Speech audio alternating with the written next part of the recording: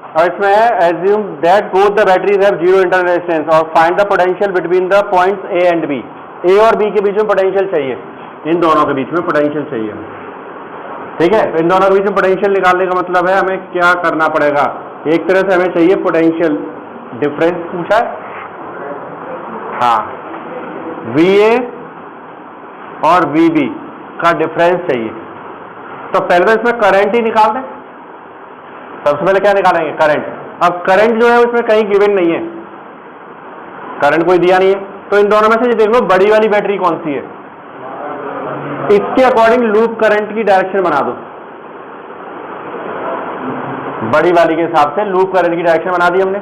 ठीक है, तो ये लूप करंट आ गया हमारे पास में। अब वही कल लॉ जो लगाओ by second law of Kirchhoff, Kirchhoff second law लगा रहे हैं। टोटल EMF, तो इसमें कौन कौन है, E1 और E2। ये पॉजिटिव से निकल रहा है तो ये प्लस हो गया, ये नेगेटिव से निकल रहा है तो ये माइनस का होगा। इस सर्किट में करंट की कोई डायरेक्शन दी नहीं है, तो हम कंपेयर किसी से नहीं करेंगे, यानी कि रेजिस्टेंस प्लस ही आएंगे। अगर करंट की कोई डायरेक्शन होती तो उससे ही तो कंपेयर करते, तो वो झंझट ही खत्म। सीधा एक ही पूरे में करंट होगा I और इंटू होगा 1.2 प्लस I इंटू 0.8। अगर इसमें करंट फ्लो हो रहा होता तब कंपेयर करके प्लस माइनस देखते, इसमें नहीं हो रहा है तो मतलब वो पॉजिटिव ही होगा। तो ये कितना हो गया 2, 1.2 और 0.8 ऐड हो जाएगा। E1 की वैल्यू कितनी है, माइनस, तो ये कितना बचा, I की वैल्यू कितनी आ गई, I आ गया 2 एम्पियर। अब 2 एम्पियर करंट फ्लो हो रहा है, इसमें कितना करंट फ्लो हो रहा है, 2 एम्पियर। अब यहां पे समझना, AB को अगर हम सोचें तो ऊपर वाला और नीचे वाला ये दोनों पैरेलल में, यानी कि AB के बीच में पोटेंशियल ऊपर निकालेंगे वो और नीचे निकालेंगे वो सेम होना चाहिए। सही है, A और B के बीच में ऊपर और नीचे पोटेंशियल कैसा होगा, सेम। इसमें डायरेक्शन दी नहीं है तो हमें ये नहीं पता लग रहा है कि इसका पोटेंशियल डिफरेंस प्लस है कि माइनस, ऐसे इसका प्लस है कि माइनस, पता ही नहीं लग रहा।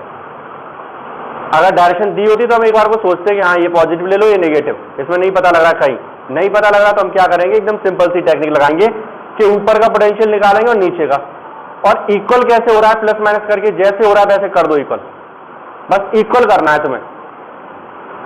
इसका पोटेंशियल फिक्स है कितना है 12, इसमें 1.2 में 2 का मल्टीप्लाई करेंगे, IR निकालोगे तो ये कितना हो जाएगा, मतलब 12 वोल्ट, और प्लस माइनस का भी हमें पता नहीं है, और 2.4 इन दोनों का।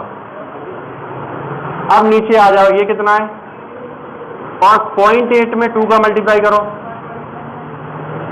अब कुछ भी करो, ये ऊपर नीचे वाली वैल्यू सेम करनी है तुम्हें, तो क्या करें, इसमें से इसे माइनस करो, कितना आएगा 9.6, और इसे प्लस कर दें तो कितना आएगा, तो A और B के बीच में जो पोटेंशियल है वो 9.6 है, ऊपर भी हो गया और नीचे भी आ गया, इक्वल हो गया पोटेंशियल। समझ गए, प्लस माइनस के चक्कर में पड़ेंगे तो उसमें बहुत सारे रूल्स आते हैं। सबसे सिंपल वाला प्रोसीजर यही है कि जिन पॉइंट्स की बात करें ना, तो एक ऊपर सर्किट एक नीचे सर्किट देख लो, और दोनों के पोटेंशियल इक्वल करने के लिए तुम्हारी मर्जी है, प्लस माइनस करो, कुछ भी करो, वो तुम्हारी ऊपर डिपेंड करता है। बस हमें ये दोनों वैल्यूज कैसी चाहिए थे, क्योंकि ये कन्फर्म है कि A और B जो है वो ऊपर वाले सर्किट के भी कॉमन पॉइंट है और नीचे वाले के लिए भी वही पॉइंट है, तो ये कन्फर्म है ऊपर और नीचे का पोटेंशियल सेम होगा, तो वो अपनी मर्जी से कर दिया हमने इसे। तो आंसर यही आएगा, VA माइनस VB की वैल्यू कितनी होगी 9.6। वैसे नहीं पता लगता, हम यहाँ से चलते और इसमें से ऐड करेंगे कि माइनस, पता ही नहीं लग रहा। ऐसे यहाँ पर भी चलते तो भी नहीं पता लगता ये प्लस करेंगे कि माइनस। तो सबसे अच्छा ये है कि ऊपर नीचे का पोटेंशियल सेम करने के लिए कैसे हो सकता है वो अपना चेक कर लो। अब लिख देंगे VA माइनस VB की जो वैल्यू होगी वो चाहे ऊपर वाली लाइन लिखो चाहे नीचे वाली, कोई भी एक लाइन लिखो, एक कोई भी लाइन लिख सकते हैं वो हम यहाँ पर, ठीक है। और चाहो तो ऐसे लिख सकते हो EMF ऑफ E1, अगर E1 को लिख रहे हो तो EMF ऑफ E1 प्लस है कि माइनस पोटेंशियल डिफरेंस ऑफ या अक्रॉस अक्रॉस कितना रेजिस्टेंस है R1। अब ये हमारे पास वैल्यू हो गई 12 और माइनस में ये आ जाएगा 2 इंटू 1.2 और 12 माइनस 2.4 और कितना आंसर आया? सही है।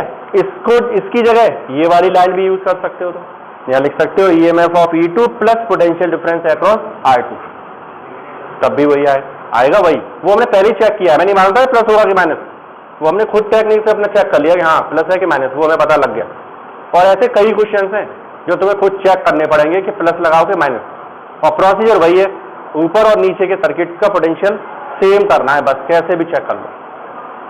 ठीक है, देखो यहां से करंट आ रहा है हमारे पास में, ये I1, ये करंट इधर आ जाए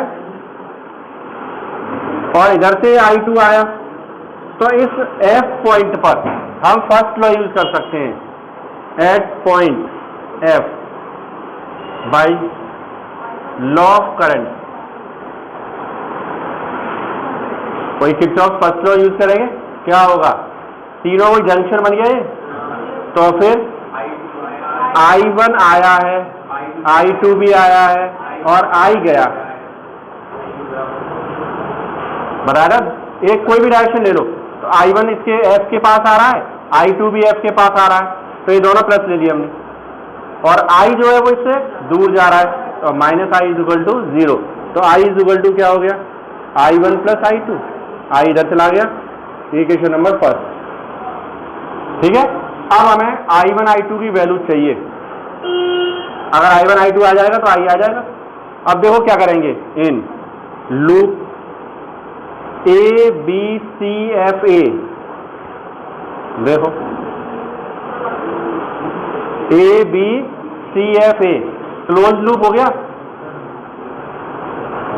दिख रहा है सबको? बस A B C F A loop है, तो यही डायरेक्शन भी हमने बना दी लूप की। हाँ, वो तो मैंने पहले बोला लूप करंट अपनी मर्जी पे चलता है, उल्टा लेना चाहे उल्टा ले लो, उससे कोई फर्क नहीं पड़ेगा। A B C F A loop बन गया। अब इसमें बैटरी बताओ कौन कौन सी है? एक है 10 वोल्ट की और एक है, अब इनके प्लस माइनस बताओ।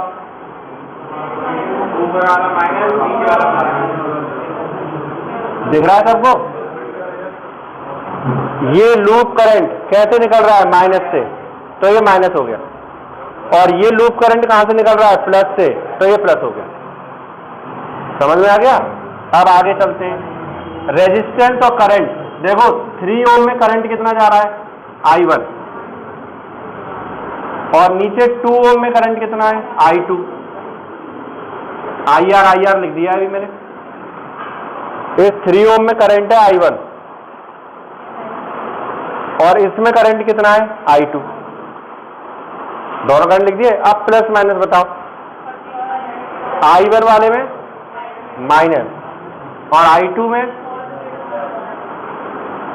लूप करंट और करंट। अब दोनों देखेंगे, ये डायरेक्शन और ये डायरेक्शन अपोजिट है, तो ये माइनस आएगा, और यहां पर आ जाओ तो कैसा आएगा? प्लस। 10 वोल्ट है, 10 12 हटाओ, कितना बचा? 2 इज इक्वल टू माइनस में 3I1 प्लस में 2I2, इक्वेशन नंबर सेकंड। अब चलते हैं in loop F C D E F, ऐसे ले लिया F C D E F। अब चाहो चलो उल्टा कर दो, इस बार उल्टा करते हैं, ऐसे कर देते हैं, ये लो उल्टा करते हैं, पलट दो, बोलो क्या बोलोगे? F E D C F। अपनी मर्जी है, तुम उल्टा कर दो चाहे सीधा कर दो, उससे कोई फर्क नहीं पड़ना है। अब इसके हिसाब से चलना पड़ेगा, लेकिन जो हमने बना दिया। सेल कितने हैं इसमें? एक अकेला ही है, वो प्लस है कि माइनस? प्लस है, कितना हो गया? 12। अब रेजिस्टेंस और करंट, एक तो I2 इंटू 2 है और एक 2 इंटू I है। प्लस माइनस बताओ। ये प्लस है और ये कैसे पता लग रहा है? ये यहां से आएगा, इधर ही तो जाएगा, आई जो आ रहा है ये वाला, ये ऐसे ही तो जाएगा, तो डायरेक्शन कैसी है, और यहां पर भी डायरेक्शन कैसी है, तो दोनों प्लस हैं। 2I2 plus 2I1 plus I2, I की वैल्यू क्या है, I1 प्लस I2, तो ये देखो 2I1 और प्लस 4I2, 2 और 2, और इधर कितना है, इक्वेशन नंबर क्या है। अब तुम्हारा काम शुरू, हाँ हाँ कुछ भी करते रहो, 2 का डिवाइड कर दें क्या, 6 is equal to I1 plus 2I2, ये लो। अब अच्छे से सॉल्व ये हो जाएगा, माइनस कर देंगे तो I2 खत्म, अब मल्टीप्लाई क्यों करो, डायरेक्ट ही हो रहा है, माइनस करने पे सीधा खत्म ही हो रहा है ना, ये I2 खत्म हो जाएगा, क्या आ जाएगा I1, और I1 की वैल्यू चाहे किसी में भी रख देना I2 निकल आएगा, और I1 I2 आ जाएंगे तो वही पूछा है हमसे, I बताओ, ठीक है। व्हीटस्टोन ब्रिज, इसमें क्या है, एक तो पैरेललोग्राम बना दें ये हम, ठीक है, और इसके सभी आर्म्स पर रेजिस्टेंस लगाएंगे, एक यहां पर लगा दिया हमने, एक यहां पर लगा देते हैं, एक ऐसे ही यहां पर लगा दिया, एक यहां, ठीक है, और इन रेजिस्टेंसेस को नेम दे देते हैं PQRS, ठीक है। तो आर्म्स पे क्या लगाया हमने, रेजिस्टेंस, इसका 2 डायगोनल होंगे इसके पास, एक डायगोनल के बीच में एक गैल्वेनोमीटर और एक की लगाएंगे, और दूसरा जो डायगोनल है इसके बीच में एक बैटरी और की लगाएंगे, तो बैटरी और की यहां लगाएंगे तो थोड़ा काट पीट सी दिखाई देगी, उसे बाहर लगा देते हैं, लगा ये डायगोनल में ही है, वायर ही तो लगाना है, वायर हम बाहर दिखा दिया हमने क्यों। तो ये जो अरेंजमेंट है इसको बोलते हैं व्हीटस्टोन ब्रिज, ये तैयार हो गया व्हीटस्टोन ब्रिज। ब्रिज का मतलब क्या होता है, हाँ मतलब क्या करना है कि बिना डूबे और पार निकल जाओ, ऊपर से निकल जाओ, यही है, वही है यहां पर भी। यहां से करंट जो जाएगा आई, ये करंट यहां जाने के बाद 2 पार्ट्स में डिवाइड हो रहा है, एक इधर जाएगा I1 और इधर जा रहा है I2, यहां पर हमें वापस कितना करंट मिलना है, ठीक है। तो बैलेंस्ड व्हीटस्टोन ब्रिज जो होता है उसमें जो करंट है वो यहां से अंदर, या कहो यहां से 2 पार्ट्स में डिवाइड नहीं होता है, ये पूरा का पूरा करंट I1 इधर चला जाता है और यहां से ये I2 इधर चला जाता है, तो वही ये गिरा नहीं है, ये चला गया सीधा, इसलिए बोल दिया इसे ब्रिज। अगर वैसे तो ये था कि ये करंट यहां से जाता, कुछ इसमें जाना चाहिए था, लेकिन नहीं जा रहा, कब, लेकिन कंडीशनल है वो, बैलेंस्ड व्हीटस्टोन ब्रिज होना चाहिए। बैलेंस्ड कब होगा, कैसे पता लगेगा, वो उन्होंने कहा कि इन दोनों का रेशियो इनके इक्वल होना चाहिए, मतलब P/Q किसके इक्वल होना चाहिए, P/Q क्या है, ये हमारे पास कोई भी 2 साइड्स हैं, ठीक है, उन साइड का रेशियो उन साइड के पैरेलल जो दूसरी साइड्स होंगी उनके इक्वल होगा। P/Q ले लिया तो R/S आ जाएगा, P/R लेंगे हम तो Q/S आएगा, S/R लेंगे तो ऐसे ही चलेंगे Q/P, ठीक है। यहां से चलो S/Q तो इसे लिखेंगे R/P, कोई भी 2 साइड्स ले लो पहले तो, ठीक है, वो 2 साइड्स, लेकिन ऐसा नहीं है कि ये और ये ले लेंगे, वो एडजेसेंट होनी चाहिए लगातार, ये ले लेंगे तो ये लेंगे, ये लेंगे तो इसके साथ ये लेंगे, इसके साथ ये ले सकते हैं, इसके साथ ये ले सकते हैं, वो तुम कोई भी ले लो लगातार 2 साइड, फिर 2 बच जाएंगे, उनको उसी सीक्वेंस में, सेम सीक्वेंस में हम क्या करेंगे, रेशियो को इक्वल कर देंगे। जैसे अगर हमने R/S लिखा है तो ऐसे चले गए, तो ऐसे इधर चलो, तो किसके इक्वल होगा, P/Q। बात समझ में आ गई। अब 2 कंडीशंस हैं, ये अगर इक्वल है, अगर हम लिख रहे हैं कि if P/Q is R/S then IG will be 0, galvanometer में करंट फ्लो नहीं होगा। उल्टा भी हो सकता है, अगर गैल्वेनोमीटर में करंट फ्लो नहीं हो रहा है तो P/Q R/S के इक्वल होगा। इन दोनों में से कोई भी चीज पहले बोल सकते हो, तुम्हारी मर्जी है। अगर हम ये बोलें कि P/Q R/S के इक्वल है तो बोलते ही ये पता लग जाएगा कि इसमें करंट नहीं जा रहा है, ठीक है। और कोई ये बोल देता है कि इसमें करंट नहीं जा रहा, तो क्या होगा? तो बोलेंगे P upon Q R upon S के इक्वल होगा। ठीक है, तो जो प्रिंसिपल है वो तुम दो तरह से डिफाइन कर सकते हो कि गैल्वेनोमीटर में डिफ्लेक्शन 0 है, मतलब रीडिंग नहीं दे रहा है, तो P upon Q R upon S के इक्वल होगा। उल्टा भी बोल सकते हो, अगर टू साइड्स पर जो रेजिस्टेंस है उनका रेशियो रिमेनिंग टू साइड्स के रेजिस्टेंस के रेशियो के इक्वल है, तो गैल्वेनोमीटर में डिफ्लेक्शन 0 होगा।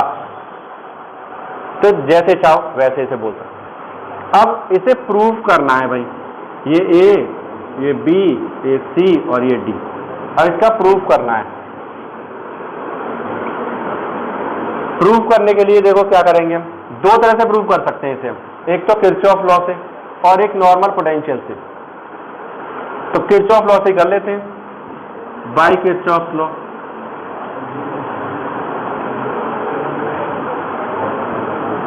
इन लूप ABDA,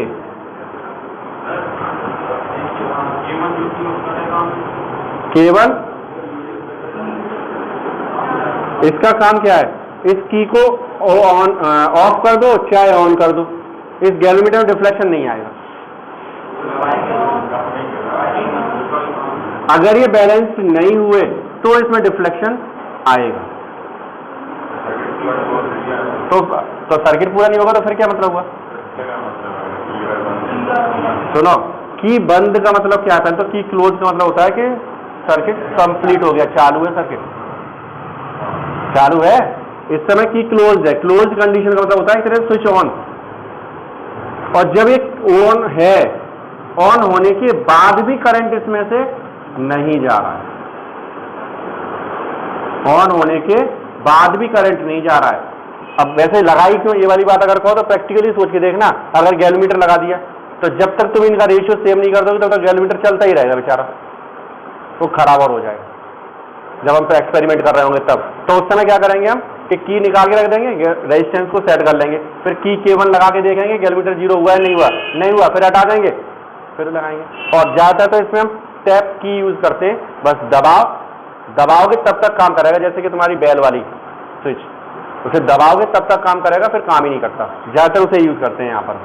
तो दबा के चेक करेंगे, गैल्वेनोमीटर 0 हो गया नहीं हुआ, किधर जा रहा है चेक कर लिया, पता लग गया किधर रेजिस्टेंस कम ज्यादा करना है, फिर हमने चेंज किए, फिर दबा के देखा हो रहा है या नहीं हो रहा है, तब तक रेजिस्टेंस को वेरी करते रहेंगे जब तक कि इससे की को दबाने पर क्या नहीं हो जाता है, गैल्वेनोमीटर में डिफ्लेक्शन 0। आगे बात समझ में? तो इसका यूज वही है केवल, क्योंकि लगातार नहीं चला सकते, लगातार चलाओ तो खराब हो जाएगा, एक ही साइड डिफ्लेक्शन देता रहेगा, खराब भी हो सकता है। अरे तो करंट का थोड़ी पता है कितना कंट्रोल हो गया, ज्यादा चला गया करंट तब, वो तो फिक्स अमाउंट में ही तो होगा।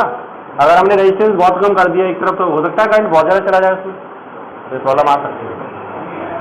हाँ बिल्कुल है, हाँ ये क्लियर हो गया। P upon Q R upon S equal होगा, तो IG कितना होगा 0। IG इसे इस लूप को ले लो, ABDA, ABDA दिख रहा है, ABDA दिख गया।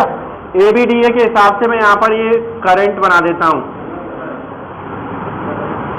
क्लियर। ABDA, इसमें सेल नहीं है, नहीं है तो फिर क्या है, सेल है ही नहीं तो क्या चलाएंगे 0। अब I1 इंटू P, और ये कैसा होगा प्लस का, I1P प्लस का होगा, I2R, ये करंट यहां से आएगा ऐसे जाएगा ऊपर, तो माइनस का होगा, माइनस में I2, I1P is equal to, अब चलो दूसरे लूप में, इन लूप BCDB,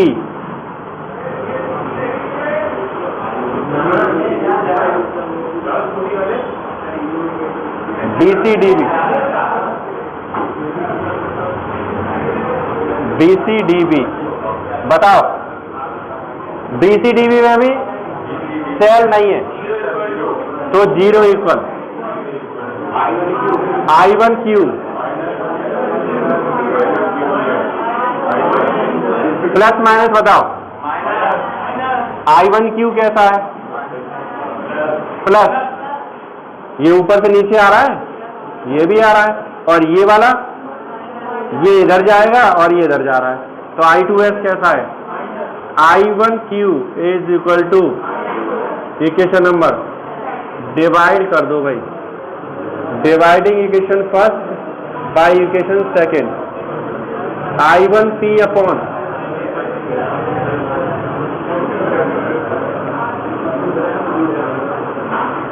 यही है।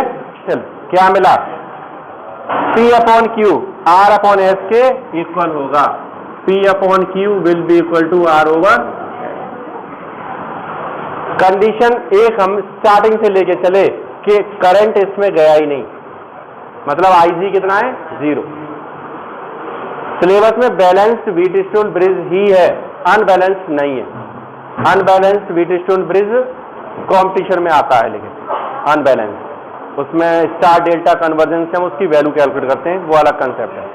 हमारे पास यही सिलेबस है बैलेंस का बस, ठीक है। क्या क्या कह रहा है, अब सुनो इधर, एक लाइन में देखो सेकंड मेथड इसे प्रूव करने का। हाँ एक लाइन बताएंगे बस, फिर बाकी तुम करोगे। सेकंड मेथड, एक तो किरचॉफ से प्रूव किया है, दूसरा जब ये बोल रहे हैं कि IG 0 है, IG कितना है, 0। इफ IG 0 मतलब गैलोमीटर में करंट फ्लो नहीं हो रहा। करंट कब फ्लो नहीं होता है, जब पोटेंशियल डिफरेंस 0 या कहो कि दोनों पॉइंट्स के पोटेंशियल सेम हो। तो फिर फिगर में देखो VB और VD, इस पॉइंट का पोटेंशियल इस पॉइंट का पोटेंशियल सेम होगा, तभी इसमें करंट फ्लो नहीं होगा। अगर पोटेंशियल डिफरेंस हुआ तो करंट फ्लो होगा। तो VB और VD कैसे होंगे, अब देखना एक बार क्या करेंगे हम, इन दोनों को VA में से माइनस कर देंगे, कोई डिफरेंस तो नहीं आया। VA में से इसे भी माइनस किया है, VA में से इसे भी माइनस किया है। फिगर में देख के बताओ VA माइनस VB क्या है, I1P, VA minus VD I2R। फिर ले लो VB और VD को इक्वल, अब C माइनस कर दो, दोनों में से C माइनस किया है। VB माइनस VC क्या है, I1 और VD माइनस VC,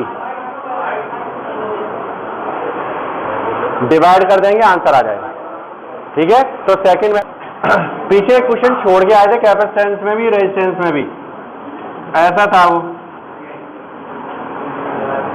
और बोल दिया था कि बाद में देखेंगे, इसे अभी छोड़ दो।